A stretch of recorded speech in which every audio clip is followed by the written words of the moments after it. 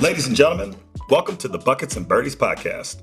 Buckets and Birdies is a weekly glimpse into the worlds of basketball and golf. We'll also balance national sports trends with ACC insights and provide a lens of notable happenings of sports in our home state of North Carolina. Two friends and industry professionals getting together to bring you 23 minutes of fun each week with shared experiences around buckets and birdies. He's Carter Bills, sports agent and seasoned consultant in the golf space. Joining me on the mic is national champion, Tar Heel great, Marcus Ginyard. Welcome to Buckets and Birdies. Welcome to another episode of the Buckets and Birdies podcast. It's Sunday, March 15th, and when everyone's hearing this one, Marcus, it'll be Tuesday, March 17th. That's right, Carter, because usually we're dropping every Friday at high noon. But given that it's Selection Sunday, we wanted to bring you a special March Madness episode that you will hear on Tuesday before the games get underway. St. Patrick's Day, let the madness begin. I can't wait, man. Yes, sir. It's going to be great. It's going to be great. We appreciate everybody listening. 23 minutes of our thoughts for you. And we'll start this episode, Marcus, as we do always with our quote of the day. And today, the quote of the day is from Bobby Jones. Mr. Jones says, "I never learned anything from a match I won." Love that quote, Carter. You know, there's some teams that finish their season with a win, some with losses. But at the end of the day, there's going to be a lot of hard lessons coming up here in March Madness. No question. No question. And Mr. Jones is one to listen to. I'm grateful to work with his grandson. Bob Jones IV is actually one of our clients. And I know, Marcus, that Bobby Jones was born on St. Patrick's Day. And so on this day when everyone's listening, did want to give a tip of the cap to Mr. Jones. He kept a 4-leaf clover in his pocket. His mother gave him for hope, faith, love, and luck, each of the 4 leaves. And I'd say Mr. Jones had a lot of luck in his career. And happy birthday to the late Mr. Jones. Happy birthday, Mr. Jones. And as you mentioned, Carter, you're going to need some luck. We got March Madness starting. I know that you were just recently at High Point for Selection Sunday. So please, as we jump off the top here, tell us about what it was like to be in High Point. Yeah, I'm coming right back into the office here, Marcus, straight from the Quabain Center in High Point. To your point, they had a selection show turnout there in High Point. It was a great turnout. Everyone got excited. They've done this 2 years in a row now. After winning the Big South Championship, you know you're getting that automatic bid, but you still don't know which region you're going to. You still don't know which matchup you're going to get. So just like every other team, you sit there in anticipation. And I was traveling last year, so I didn't get to do that. I did that with the family this year. A lot of friends and folks in the arena, and it was just a lot of fun to see the joy on the coaches and the players' face. And I tell you what, they were locked in. They didn't care who it was, and you know that feeling when you're about to be matched up. When you feel prepared, it really probably, Marcus, doesn't matter who's on the other side of you. High Point at 12, drew Wisconsin at 5 out west, and it'll be an interesting matchup in Portland. High Point leads the nation in scoring. They lead the nation in steals. They're going to give any 5 seed they get in front of them problems. And we know the unique history of the 12-5 matchup. Typically one upset in that line happens. So hopefully it's the High Point Panthers this year. Man, you're absolutely right. That is going to be a tough matchup. Super excited for another North Carolina team to be dancing here in March. As you mentioned, High Point going for the second year in a row, which I think is absolutely incredible. And let me tell you, Carter, there's going to be a lot of people that put High Point moving on to the next round. So super excited for everybody on that team. And, you know, you also talked about what it was like for me to have been through this experience. It's one of the most magical things out there. And it's just one of those things that's really hard to describe. But, you know, there's the joy, the elation. You've put in a lot of hard work, not only to get to where you are playing in college basketball, but throughout that season, you know, with your brothers and with the coaches, with the fans, too. It's a great experience for everybody to be there and to see where you're going to end up, you know, in the brackets and just know that you have a chance. Right now, everybody feels super, you know, excited and just hopeful, as you mentioned earlier, right? Hope. We need a little bit of hope right now. And just really, really fired up for all these teams here in March Madness. Absolutely. And looking back at your time, you talk about thinking about who you're matched up with on the other side. Again, you being matched up with other teams. And I'm like, whoa, gosh, maybe Marcus doesn't know what it's like if you've only been a 1 or a 2 seed. You're getting 15 and 16 seeds. But you have had some adversity as you advance as a 1 or a 2 seed. Inevitably, you're playing better teams also. But talk about it, whether it's a 15, 16 seed or whether you're in the next weekend against that 8-9 game or in the Final Four against a 1-2 matchup. I think 2008, it was all 1 seeds, right? You're in 1-1 matchups. How did you guys look at who you were going to play versus what you needed to do to prepare, regardless of who was on the other side of you? Carter, this is one of those moments where all of these rankings really don't matter. And that is exactly why everybody loves watching March Madness. You get to see a 16 seed knock off a 1 seed. You get to see the 12 seed beat the 5 seed. I mean, this is a time of year where none of that matters. It comes down to preparation, execution, confidence, all of those things, right? It happens on the court. So you got to be locked in and ready to go each and every night. And it's a mix, Carter. It's what you have to do as a team and focusing on that, right? Making that the most important.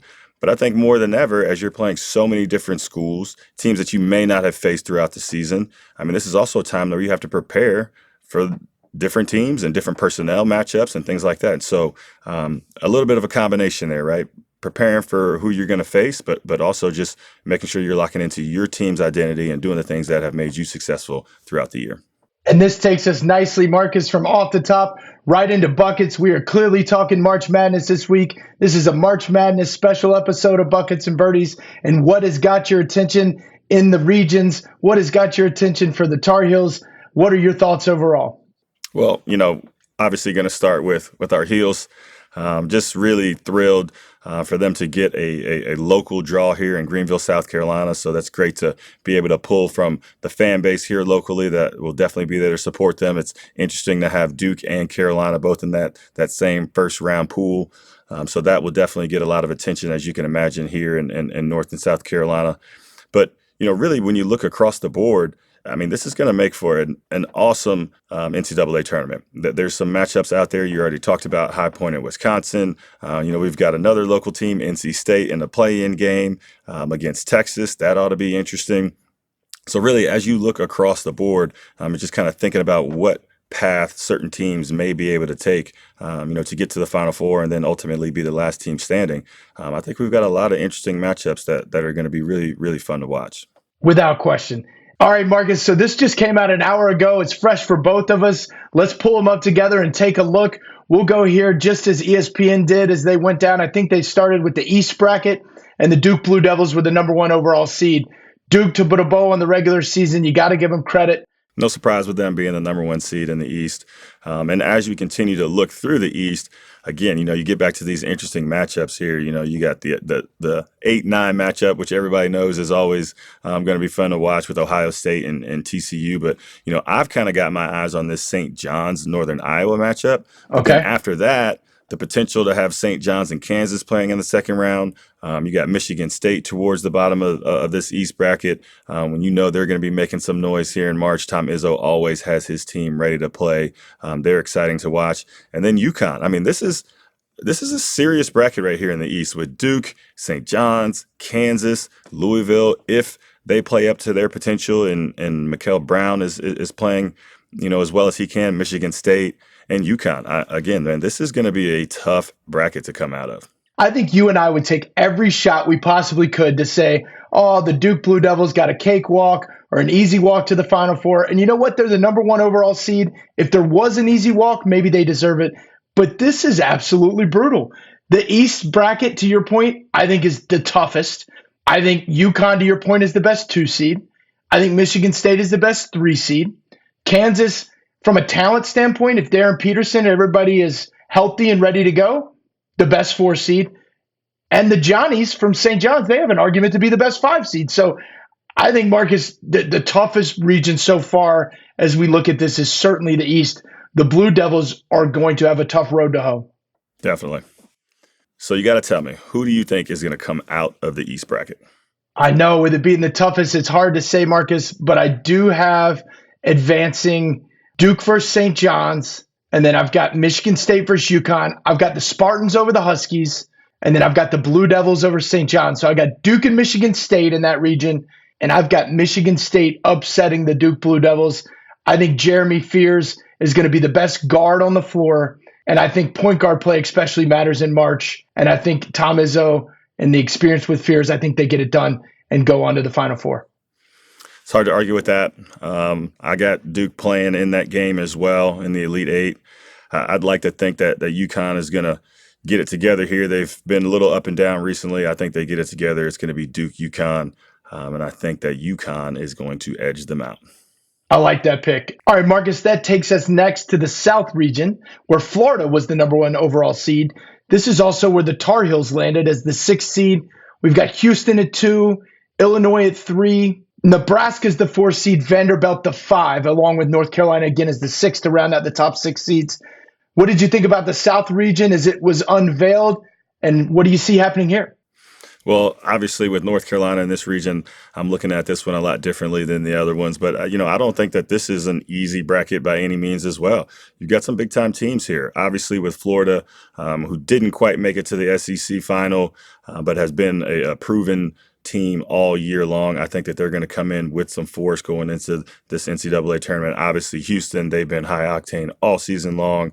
Illinois is going to be a tough team. Nebraska is a tough team. Vanderbilt has been playing great. And we just saw what happened with North Carolina and Clemson a few days ago in the ACC tournament. So Clemson, I think, is going to do their part in holding their own as well. So I think this is going to be an interesting bracket. Florida, obviously, I think has one of the better chances to get out of this bracket. But this could be interesting. We could see some of the lower seeded teams coming out of the South. I agree. Yeah, there's a lot of interesting matchups. I think even starting in the first round, the Vanderbilt Commodores are all of a sudden playing really well. A couple former Tar Heels on that team, right? And Jalen Washington and Tyler Nickel. And Carter, in addition to a couple of former Tar Heels, Vanderbilt also has a one Chandler Bing on their roster. Wait, no. Chandler Bing? Yes, sir. Not the Chandler Bing from Friends, obviously. But just thought that was great that they've got a first-team all-namer in Chandler Bing. Do I look like I know anything about basketball? That Chandler Bing? Come on. I got to see him. I got to see him shoot or something. Like, does he have a third nipple? Like, what's I got to see this guy. Chandler Bing. Come on. I'm pulling for the Commodores now. Need more Commodore wins so we can see Chandler Bing get some burn. Need some floor time from Mr. Bing. And I bet he goes crazy in the tournament, too. I hope he's the top scorer in the region. He's got to be a shooter, right? Got to be a shooter, Chandler Bing. Can't wait to find out. We will. They just had a nice run in the SEC tournament championship. I think St. Mary's and Texas A&M in the 7-10 game is going to be interesting. But I do like some chalk with Houston. I do like some chalk with Florida. I'm just having trouble, Marcus, because I think I'm being forced to pick against our North Carolina Tar Heels here as I see Houston marching out of this region to Indianapolis. I mean, really hard to bet against Houston. They've just got everything that you need to win a championship. They've got the size. They got the guard play. They play great defense. They've been filling it up out there on the court as well. So, for me, when I think about the teams that are going to come out of this region, I've got to put a vote in for Houston. And I think this might end up being the 1-2, as I just mentioned, that there's some lower seeded teams that have an opportunity to come out of this one. But, if I'm a betting man, I'm going to have to pick Houston coming out of the South. I'm with you. You said it with defense. I think the intensity they play, Kelvin Sampson always has his teams playing hard. I think the guard play wins. We talked about it with Fears in Michigan State. Same reason you like UConn in the North. I think the guard play from the Cougars can get it done. I'd love to pick our Tar Heels. I love what Derek Dixon's been able to grow into as the season has gone along. I think with Caleb Wilson with the team, we all know, stating the obvious, we're a whole different ball club. But I think running into Houston's tough. I think Florida is incredibly talented, but they've shown a little vulnerability. And I believe they play this game regionally in Houston, right? So Houston and Florida match up in Houston to advance to Indianapolis. All right, Marcus, that takes us out west to the West region where Arizona claimed the number 1 spot. Again, rightfully so. They earned that from their season's play. The 2 seed is Purdue. Just upset Michigan, right? In the Big Ten championship, Purdue is tough. They've been tough the last couple years, went to the Final Four and the last game a couple years ago, if I'm not mistaken. Had a great run again last year, and they are showing again this season that March is their time for basketball. Yeah, Carter, Purdue is definitely a team that you need to be thinking about coming out of the West potentially. They obviously, to your point, just had a great win in the Big Ten championship. But there's a lot of other teams here that I think have a chance. You got Miami that's been playing very well as of late. Their new coach has got them firing on all cylinders. Gonzaga, obviously, is just someone who's always in the mix. We've got another ACC school with the potential to get in the mix here as NC State is playing Texas in that play-in game that would ultimately then go on to play BYU, who's another name that we need to be talking about. Wisconsin, we talked about. Heck, Arkansas, they just won an SEC championship. I mean, again, we talked about the East being one of the tougher brackets. The West is full of some players too. I agree. This might be the second toughest region as we look at it. Again, Arizona, rightfully the 1 seed. I've got them advancing. I'm going to pick my High Point University Panthers to upset the Wisconsin Badgers. No hate for Wisconsin. I actually like that program out in the Big Ten, Marcus, but I got to go with the High Point Panthers. I'm going to go crazy and have them beating Arkansas, winning twice, because I think Arizona is going to march home regardless once you get to that point. Down below, I think Miami is going to give people a lot of problems. I think their defense, athleticism, and hustle, to your point, their coach has them playing really well, is going to be tough. But I think Braden Smith, again, I go back to guard play in March, Marcus, and the Purdue Boilermakers are going to be too much to handle. I think they're even going to be too much to handle for the Arizona Wildcats, and I think they march to Indianapolis out of the West region. How about you? I'm really excited about the potential of that Miami-Purdue matchup in the second round. I also agree that Purdue is going to have too much firepower for the Hurricanes. This is a tough one. I'm trying not to pick the 1 and 2s to battle it out to get out of the region. So I'm going to say that Arkansas somehow fights its way into this regional championship and gives Purdue a run for their money. But I think Purdue comes out of the West. All right, so we both have Purdue out of the West. You had UConn out of the East. I had Michigan State. And I believe we both had Houston out of the South, right? Correct. So that takes us to the Midwest, our fourth and final region, where Michigan has claimed the 1 seed in the Midwest. The 2 seeds, Iowa State. This is where Virginia is the 3 seed, Alabama the 4, Texas Tech the 5, Tennessee the 6, and Kentucky the 7 really round out the top half of this bracket. Marcus, what do you have going on here? I'm excited to see, some more ACC love. And with Virginia, I think that they're going to give folks a run for their money. I'm not sure that they're going to have enough to get out of the Midwest, but I do like the way that they're playing. Obviously fell short in the ACC championship game, but I like that team. I like Texas Tech. I love Iowa State.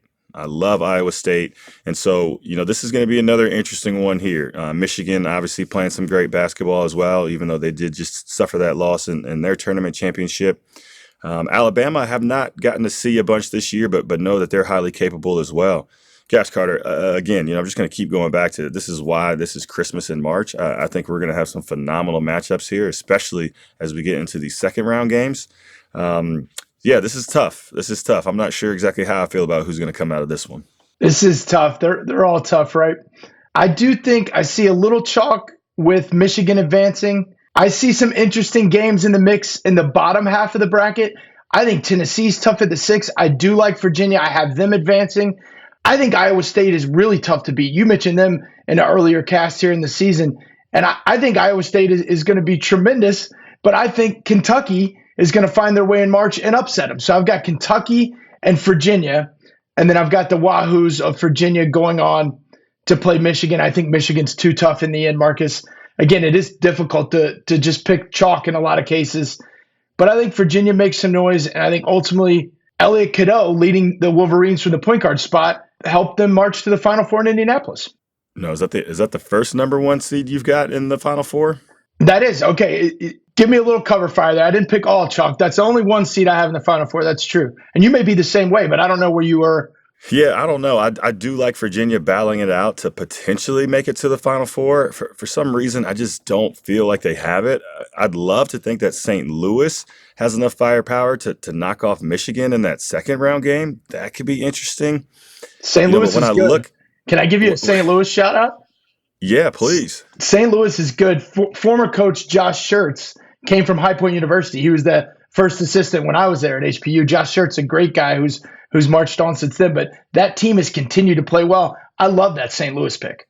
Well, we'll see what happens there. And then, again, a lower seed, but Tennessee. Rick Barnes, if I'm not mistaken, is in his 30th NCAA tournament. So that's someone who's got an incredible amount of experience, who will definitely have his team ready to play. Maybe they make some noise. I know we got to get down to a pick here, so let's get to it. I think Virginia – no, I'm going to take Iowa State over Michigan. Or Okay. over St. Louis for that matter, if they can make it. But no, I'm gonna have Iowa State coming out of the Midwest. I love the Cinderella story. You don't want to stick with St. Louis? No, I don't. Not coming out of the Midwest. No, I think they've Fair. got enough to maybe win some games, and if they do beat Michigan, to take it all the way through to the Final Four. I mean, we all know it is possible. We've seen that happen on several occasions, but I think I feel safer betting with a team that has been proven all year to be playing at the highest level. And we're going to go with the Cyclones. I love it. I love it. That's a great pick. All right, Marcus. So as we look at our Final Four matchups, in the first matchup, I've got Houston versus Michigan State. I'm going to take the Houston Cougars. You've got Houston versus UConn, the 2 seeds. Who do you have advancing? Gosh, I love Houston, but I am going to go against my better judgment here, and I'm going to have UConn going into the national championship game. I like it. It's a good pick. On the other side, I've got number 1 Michigan versus number 2 Purdue. I do think the Wolverines are too much to handle, and they'll end up outlasting the Purdue Boilermakers to advance to the national championship game. You had Purdue as well, correct? Correct. And then had the Iowa State Cyclones from the bottom half of the bracket. Exactly. And I think that the Cyclones are just going to have too much weather for the Purdue Boilermakers. I think the Cyclones are going to be putting them in the mix there and going on to play UConn in the national championship game. Okay. All right. So this is interesting. So we have 2 different championship games. Marcus has got UConn and Iowa State, and I have got Houston and Michigan. Let's start with Marcus. UConn and Iowa State. Who cuts down the nets in 2026 in Indianapolis? We're going to go with the Iowa State Cyclones. We're going to bring a national championship to Iowa. I can't tell you the last time that's happened, certainly before my time, but super excited for the possibility of seeing that happen. I can't possibly get myself to cheer for UConn winning a national championship, so we're going to go with the Iowa State Cyclones. I like it.